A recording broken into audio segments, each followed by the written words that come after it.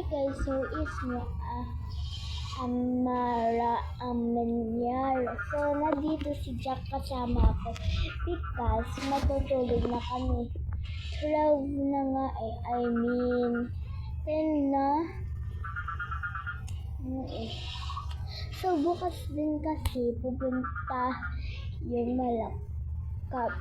malapinsan ko dito. Si Esther at saka si Mariana. Si Mariana ay isang babae, tapos siya yung kaibigan ko.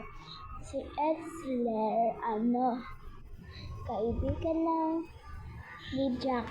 Jack, say hello. Hello. Bukas nga din kasi birthday. Alam mo ba kung bakit? Dahil birthday ni Jack. Di ba, Jack?